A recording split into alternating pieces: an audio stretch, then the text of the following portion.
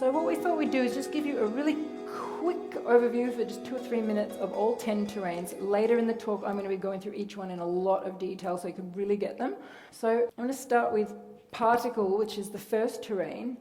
And it's really the terrain that's at the most extreme state of separation from all that is, from infinite consciousness, from spirit, separated from other people, separated from the earth, separated from their heart. They're living in a state of survival. They're not really in mental thinking, you know, they're coming from instinct and gut reaction. It's a very mistrustful, moment-to-moment existence. Like, what's coming at me, a lion, a tiger? It's kind of like caveman mentality. Although there are people today who are at this terrain, very, very small numbers.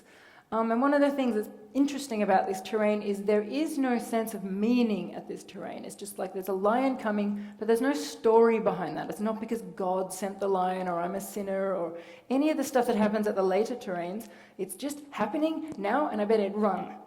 That's it. There's no story behind it. There's no meaning. So the big thing that shifts at the next terrain, the faith-based terrain, Radial, is that now a person has some meaning for what's happening. You know, if it's raining, the gods are pleased. If things are going well, the gods are smiling on me. If things are not going well, I'm being smote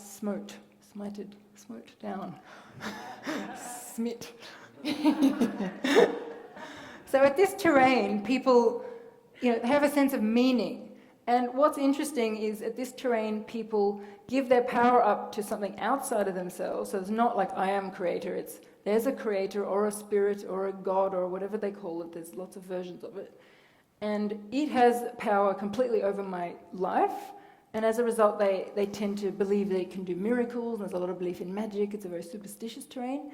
And it can tend to be quite fundamentalist, because if that spirit tells you to do something and you think your life depends on it, you'll do it. So we'll talk in a lot more detail later. But you can see the shift already between the first one and the second one. So third terrain, the will-based terrain, pyramid. So the big thing that shifts here is instead of giving their power away to a god, here at pyramid someone is saying, well, I'm in charge of my own destiny, thank you very much. I don't care what god or spirits or my clan chief say. I'm going to take charge of my own life. And this is where we get a kind of Wild West mentality. It's like every man for himself. Who's got the quickest gun is going to survive. I've got to pile up as much money as I possibly can, build myself a fortress, lock myself in, and make sure I keep everything so that I can retain all of this power. So we'll see later that that's a survival strategy at pyramid. So it's very much power, glory. This is the terrain a lot of empire has happened, conquest, domination. Obviously, it's still happening today on our planet. But there's also your average Joe Blow down at the pub at pyramid. And, you know, I've met them. And that's okay. That's that terrain. The next terrain, the order-based terrain, square. Each of the terrains you can kind of see as a reaction to the one before. So this terrain is like, oh, we're a bit scared of the Wild West. Everyone's running rampant with their guns. We better organize now. We better like set up some laws, codify some things, set up some systems. This is a terrain where people feel that their sense of safety comes from being part of a system. So they believe in banking, in institutions, in universities, in corporate structures, anything that's a system that they can fit into. Everyone has a role in that system that's important, and their sense of self comes from feeling that they're playing an important role in the higher good of the majority. So it's no longer every man for himself. It's how can I contribute to the common good of the majority? So there's a lot of things about duty and tradition. So again, we'll explain it later, but just to give you a bird's eye view. The next terrain, reflection-based terrain, diamond. This is the largest numbers of people in the Western world are at this terrain. Probably quite a lot of people in here. A lot of people everywhere. This is a terrain that's basically, I'm not going to let the system tell me, you know, who I am. I'm not just a father. I'm not just a lawyer. It's not just my role in society that defines me. I'm going to say who I am. I'm a poet. I'm a writer. I'm an activist. I'm an environmentalist. I'm an innovator. I'm a scientist. I'm deciding what I am. I'm creating my own identity. That's what's happening at Diamond. It's all about unique expression, vision. How can I get my message out there? How can I make a mark on the world? How can I make a contribution? And so there's a lot here about innovation, progress, freedom, diversity, level playing field. Yeah, that's a good little taster of Diamond. So connection-based terrain. I'm sure there's a lot of people at the connection-based terrain here as well. Circle. The fundamental shift that happens here is someone at Circle can actually feel the web of life. It's not just a concept like it is at Diamond. Diamond is very mental terrain. At Circle, it's an embodied experience. Like, I can sense my connection to people and animals and the ancestors, and unborn children and the earth. And so coming from that place of connectedness, this is a very heart-centered terrain. It's about community. It's about how can we raise everybody's lifeboat so everyone can eat. It's not about individual success and achievement like we saw at Diamond. It's about collaboration. This is where you start to see a lot of stuff about Gaia and the feminine. Then we move to spiral, coherence-based terrain.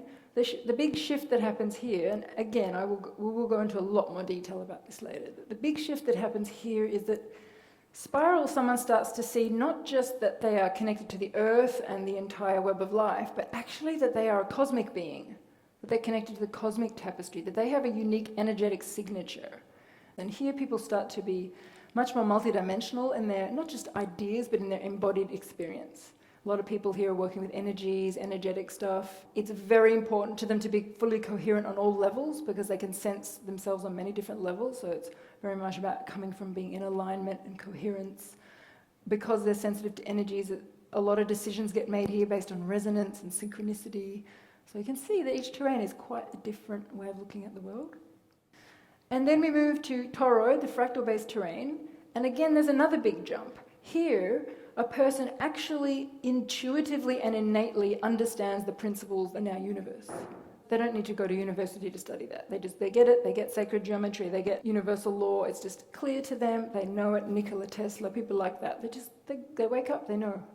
They're at that level of ability to see the world clearly. And they see the world holographically, they understand that everything's part of everything else and everything's connected.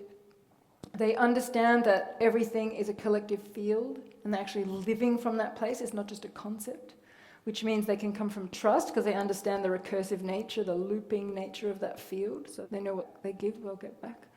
So it's a deeply trusting terrain and it's very much about service.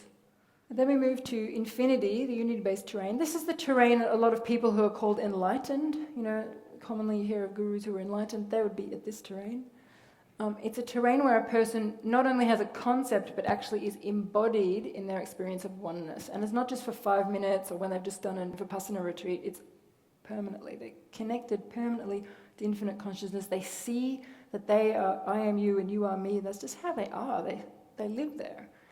And they're at a point where they are working on real sovereignty, like how can I be neutral in every moment, and they're discharging their field of all their beliefs and their conditioning. They're really at that point, infinite knowing. And then at Void, the final terrain, there's probably no one here at Void, but you never know, there could be some immortals floating around. Void is basically a terrain of pure being. It's when someone has done enough lifetimes at infinity, they have discharged all of their beliefs, all of their charge force. They don't even believe you need to eat anymore. They don't believe in 3D. They can walk through walls. These are people who have a real mastery of acidic states. There's no meaning here. Everything is meaningless, but not in the way we saw it at Particle, where it was terrifyingly meaningless. Everything is just meaningless because there's no stories attached to anything here. So that's pretty powerful, that terrain.